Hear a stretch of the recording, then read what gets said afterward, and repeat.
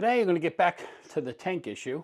I'm in my little workshop here. One of the things that makes this whole process easy is that my boat is close to the house. You might be able to see it there in the background, but I'll give you the tour.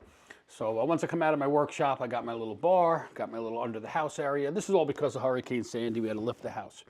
But as you see behind me, there's the boat. So that's how far I am to all my tools and everything I need. So to do this kind of work, it's not like it's that difficult because I don't have to drive to a marina. I don't have to deal with if the marina has a policy where you can't work on your own boat. So this is in my own backyard. So it's making things as easy as they can be for the situation that I'm in.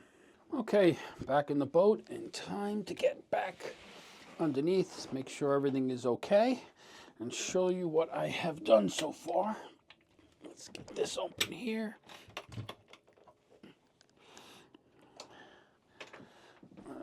Okay. Get a light.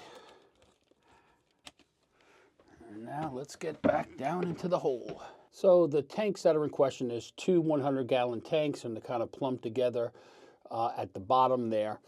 So the far tank, the one that's closest to the outward part of the boat, probably still has diesel in it. So what I'm going to do is put some bilge cleaner in this tank that's closest to me. I'll shut down the one furthest to me, and I may put a stick down there and check to see how much more diesel is in that far tank. It's not leaking, so that tells me wherever the leak is in that tank, it must be up higher. So before I get to that, I'll show you what else I did. Since we last left off, I replumbed the return line. The old one only went to the starboard tank, which really didn't matter because it was a crossover, so it worked its way to the other tank anyway. Anyway, I ran the line here, put a little valve in there, and then kind of worked my way over to the tank on the port side and rigged that in there. So now that's all set up. So all the fuel's coming out of the port side and the return is going into the port side. The next step is going to be to put some bilge cleaner in this tank right here. All right, first step, I'm gonna close this tank off. So if there's any residual diesel in there, it won't flow into this tank here. So you can see how it's plumbed. I don't know if you can see that. We got a valve there on the far tank and then kind of a crossover coming to this one. That's how the two tanks are plumbed together. So now what I'm going to do is go back into this little fitting here. Where am I? Oh, there we are, that little fitting. And I am going to put some bilge cleaner in there and we'll let that slosh around for a couple weeks.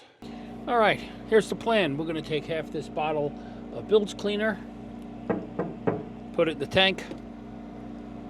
Got a little funnel. I'm going to open up the drain at the bottom of the tank, put the funnel in it, pour half that in there. That's the plan.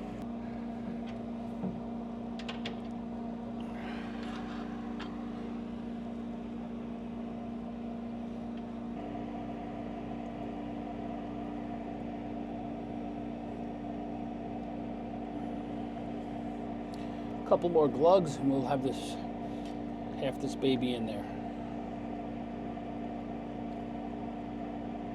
Now, if anything does leak, it shouldn't smell like diesel. It should be smelling like oranges. All right, so I have bilge cleaner in that tank.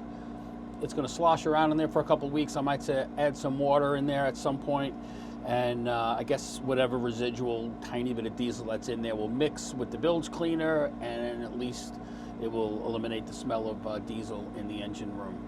I am going to check the far tanks in which diesel is in that tank, if any, because I may have to try to pump some more out before I put any bilge cleaner in there, because there could be potentially a couple of good gallons of diesel in there. I don't want to much easier to pump it out and reuse it and run it through a filter than trying to get rid of it.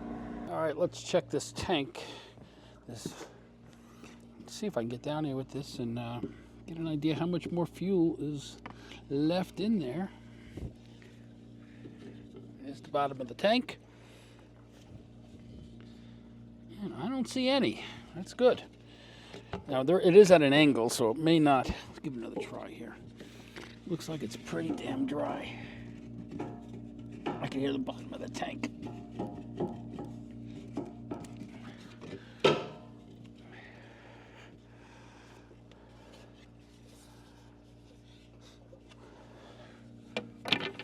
That tank is dry. Okay, that's it for today in this 36 Grand Banks.